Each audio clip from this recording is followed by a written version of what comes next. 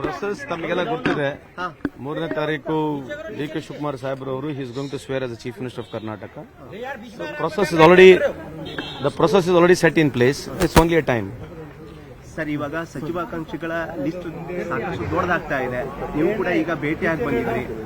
ನಿಮ್ಮನ್ನು ಉನ್ನತ ಹುದ್ದೆ ಕೊಡ್ತಾರೆ ಅನ್ನೋ ನಿರೀಕ್ಷೆ ಇದೆ. ಈಗ ಯಾರು ಸೇರ್ಬೇಕು ಯಾರೆಲ್ಲ ಅಂತಕ್ಕಂಥದ್ದು ಹೈಕಮಾಂಡು, ಮುಖ್ಯಮಂತ್ರಿಗಳು, ಮಾಜಿ ಮುಖ್ಯಮಂತ್ರಿಗಳು ಎಲ್ಲರೂ ತೀರ್ಮಾನ ಮಾಡ್ತಾರೆ.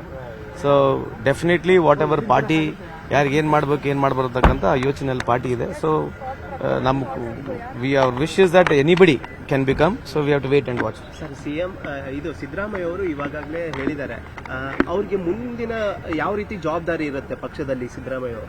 ಅಲ್ಲ, ರಾಹುಲ್ ಗಾಂಧಿ ಅವರ ಜೊತೆ ಅವ್ರು ಮಾತನಾಡಿದ್ದಾರೆ. ಸೊ ರಾಹುಲ್ ಗಾಂಧಿ ಅವರು ಡೆಲ್ಲಿಗೆ ಬರ್ಲಿಕ್ಕೆ ಹೇಳಿದ್ದಾರೆ. ಬಟ್ ಸಿದ್ದರಾಮಯ್ಯ ಸಾಹೇಬ್ರು ನನಗೆ ಬೇಡ ಡೆಲ್ಲಿ ಪೊಲಿಟಿಕ್ಸ್ ಅಂತ ಹೇಳಿದ್ದಾರೆ. ಇಲ್ಲೇ ಸಕ್ರಿಯವಾಗಿ ಆಕ್ಟಿವ್ ಇರತಕ್ಕಂಥದ್ದು ಮಾತನ್ನು ಹೇಳಿದ್ದಾರೆ ಅವರು. ಸರ್, ಈಗ ನಿಮ್ಮ ಮತ್ತೆ ಸಿದ್ದರಾಮಯ್ಯರ ನಡುವೆ ಒಂದು ರೀತಿ ತುಂಬಾ ಭಾವನಾತ್ಮಕವಾದಂತಹ ಒಂದು ಬಾಂಡಿಂಗ್ ಇತ್ತು.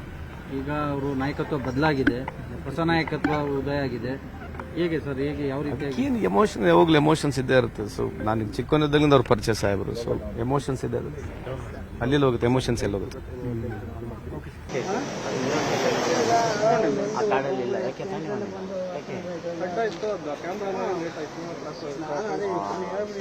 ಆಗ್ತೇನೋ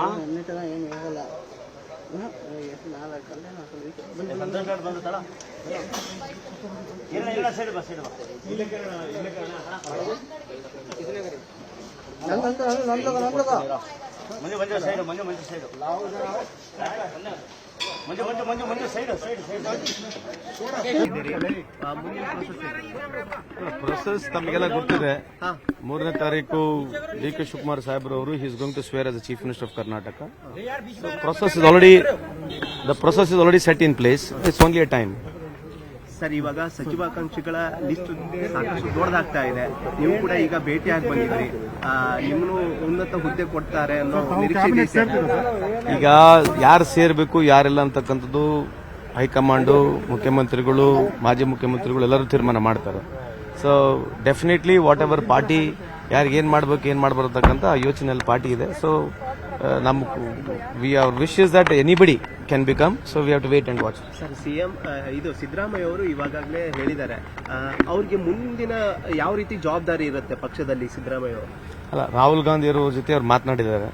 ಸೊ ರಾಹುಲ್ ಗಾಂಧಿ ಅವರು ಡೆಲ್ಲಿಗೆ ಬರ್ಲಿಕ್ಕೆ ಹೇಳಿದ್ದಾರೆ. ಬಟ್ ಸಿದ್ದರಾಮಯ್ಯ ಸಾಹೇಬ್ರು ನನಗೆ ಬೇಡ ಡೆಲ್ಲಿ ಪೊಲಿಟಿಕ್ಸ್ ಅಂತ ಹೇಳಿದ್ದಾರೆ. ಇಲ್ಲೇ ಸಕ್ರಿಯವಾಗಿ ಆಕ್ಟಿವ್ ಇರತಕ್ಕಂಥದ್ದು ಮಾತನ್ನು ಹೇಳಿದ್ದಾರೆ ಅವರು.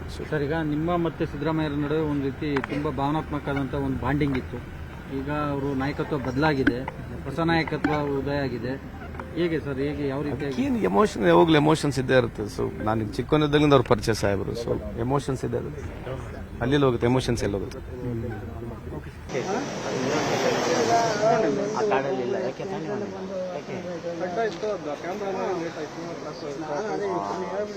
ಆಗ್ತೇನೋ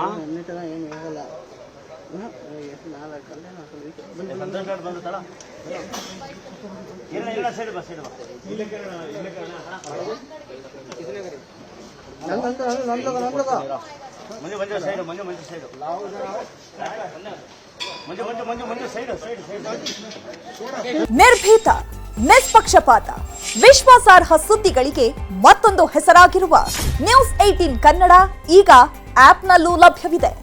ದಯವಿಟ್ಟು ಇಲ್ಲಿರುವ QR ಕೋಡ್ ಸ್ಕ್ಯಾನ್ ಮಾಡಿಕೊಂಡು ಆಪ್ ಡೌನ್ಲೋಡ್ ಮಾಡೋದಕ್ಕೆ ಮರಿಬೇಡಿ. ನಿಮ್ಮ ಬೆಂಬಲ ಹೀಗೆ ಸದಾ ನಮ್ಮೊಂದಿಗಿರಲಿ. ಧನ್ಯವಾದ.